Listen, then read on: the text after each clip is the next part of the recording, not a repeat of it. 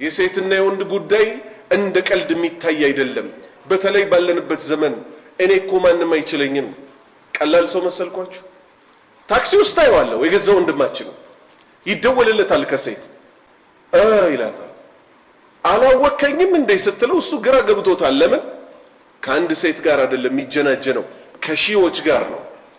እና ረሳኝ እያስለቀሳት ነው እኔ ላንቺ ብዬ ምን አለሽ ብቲ ምናምን ብሎ እሷ ውስጥ ገፍቷል ከፍቶ ማለት ነው በርግዶ የገዛቱ ላይ ግን እንዲደረግበት ማይፈልገው ጉዳይ ነው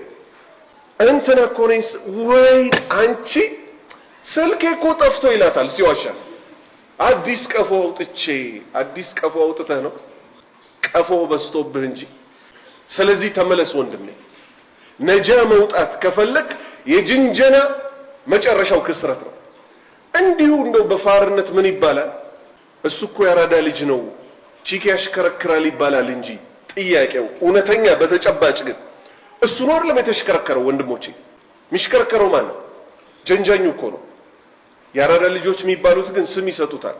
አረበያ ትቻልም እኮ ይሉታል እውነት መስሎት ከመስጂድ ቀርቶ በየሲኒማ ቤቱ ይዞራል ወንድሜ ተመለስ ያ ፀሐይ አንድ ስንዝር በሚቀርብበት ቀን አላህ እንዲያስጠልል ከፈለክ አይደለም አንተ ተጉዘ ጀንጅነ ልትጀነጅንህ ብትመጣ እንኳን ሴት ልጅ ምን ማድረግ ነው እኔ አኻፉላህ እኔ እኮ አላህን እፈራለሁ ነው የሚባለው